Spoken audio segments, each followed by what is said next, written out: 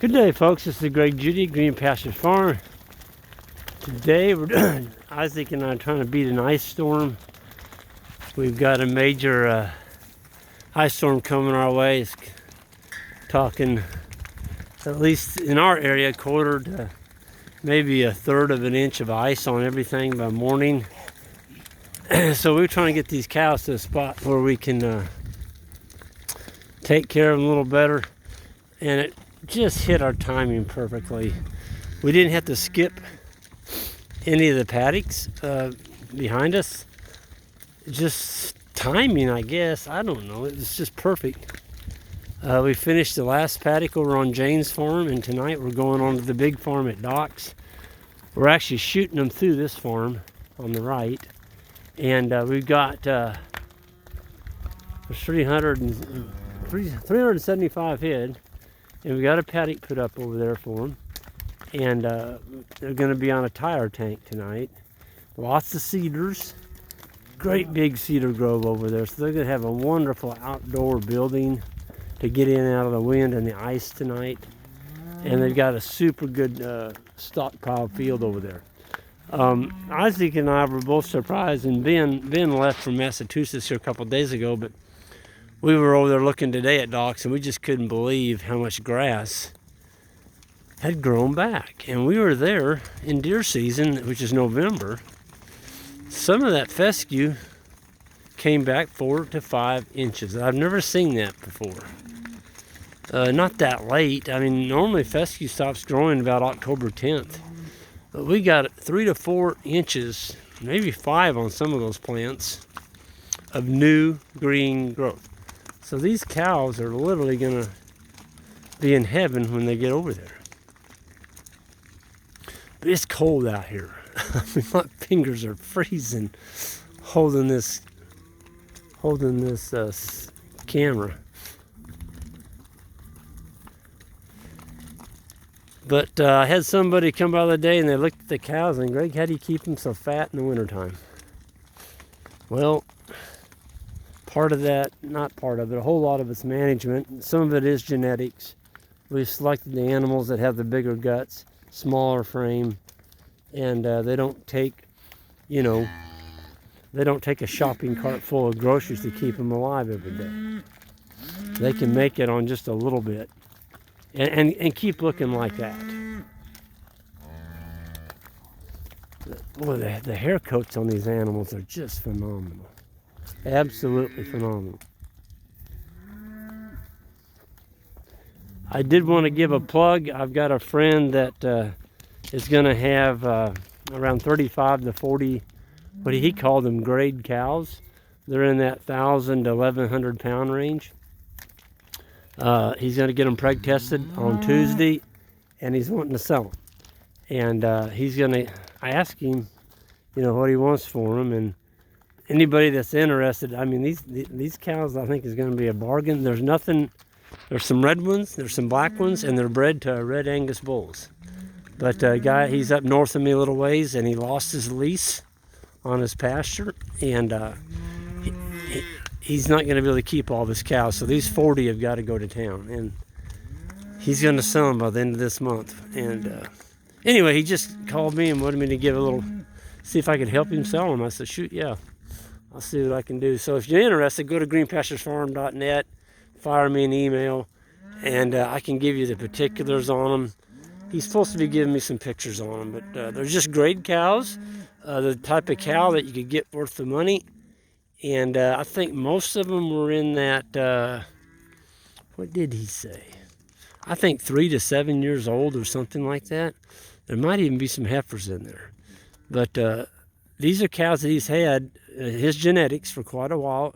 He wouldn't have kept them. They're just good cows. Hot wire broke. They've been rotated with hot wire. He rotates them about once a week. And if you put a slick-hided South Pole bull on those cows, boy, in 2 or 3 years, you'd have something looking a whole lot like this. Smaller frame, something that'll make you some money on grass. You don't have to feed them grain all winter and fancy alfalfa hay and all that crap. You need animals that can just make it on forage. That's what you need. These animals, they don't get up in the morning and ask you, you know, can I make a living for you? They just don't do that. It's up to you. It's up to you. And so here's a cow that started, I think she doesn't have any swelling on her foot. I don't know if she stepped on a thorn. We did have a lot of thorns on that last farm. See her limping on that foot. She's fat as a pig. I'm going to keep an eye on her. I've got her number written down. If she doesn't get over it, that's one that we would call. Boy, she's in good condition. But she's got a limp. And it could be a thorn, or it could be fescue foot. I didn't see any swelling. The swelling on fescue foot's usually right above the hoof. You'll see it kind of swelled out, and that cow did not have that. Here's the bulls bellowing, bringing up the tail end. Isaac ought to be coming up that hill any minute.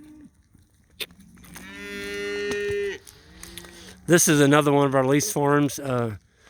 That's the pond. We just put we put another water skirt down there. We didn't have any way to water out of that pond unless we put a wire around it.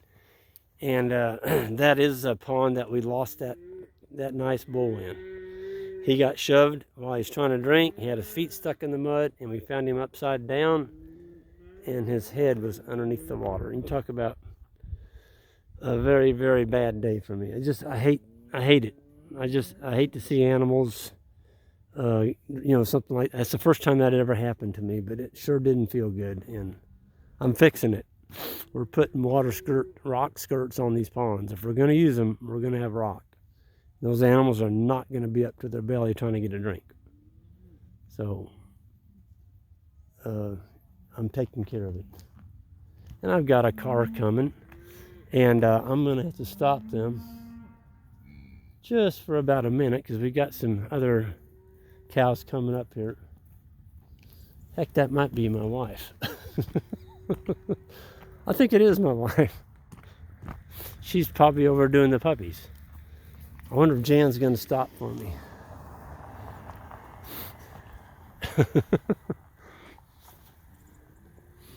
Yeah, I don't know if it's her or not. She stopped way down there. Jan would come on up here, I think.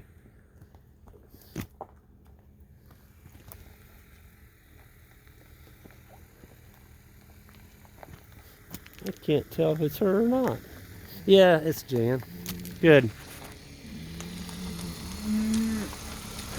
I wonder if it's a stranger or not. Get those things out of the road. You're one of those people that harassed me when I blocked the road. What the heck do you think this is? How were the puppies tonight? Fine. I gave them their parvo shots, so everybody has parvo shots. Okay, cool. And I got a bunch of collars for the other puppies. Oh yeah, tell them about that. We just got what? Yeah, we've got 7 another batch of puppies because the fellow decided it was a lot harder to raise puppies than what he thought. They're a lot more work than what he thought. So he knows we have litters and deal with them. So we now have 7 beautiful, kind of golden puppies, but we have to get collars on them because they're all the same color except for one. They all look alike. They all look alike. So boy, they're good-looking dogs. they are. You'll see those down the line. And we've used pups out of these female and the male before, and they worked out real well. Right. So we know they're out of good bloodlines. But so, yeah, so they've had their parvo and their worm, and now I bought all these different color collars. So I'll be putting collars on puppies tonight. So they're 3 months old. Okay, 3 months old. Cool.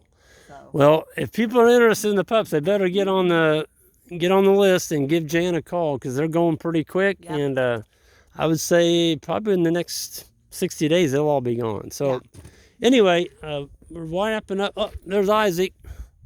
What are you doing with your coat off? It's hot. What do you mean it's hot? My hands are freezing. Let me throw. Hey. That's a long drive. Yeah. I mean, not as long as the road. It's some pretty good hills in there. Yeah. And these things. Oh yeah, you got your coveralls on. To let you know you're working. All right. Well, we'll go ahead and undo this wire, honey, and let you go through. We got some lane to put up, and a gate to close and get ready. So it's New Year's Eve, everyone, and we've had Jan's got a bunch of goodies for us tonight, and Isaac's coming down. We're going to have some games, and snacks. we're probably not going to stay up to midnight and watch the New Year. But there'll be midnight somewhere when we go to bed. All right, everyone, we're going to sign off here. Have a good day, and if you're new to the channel, hit that subscribe button on the way out, and that like button. I'd appreciate it, and we're going to see you all down the road.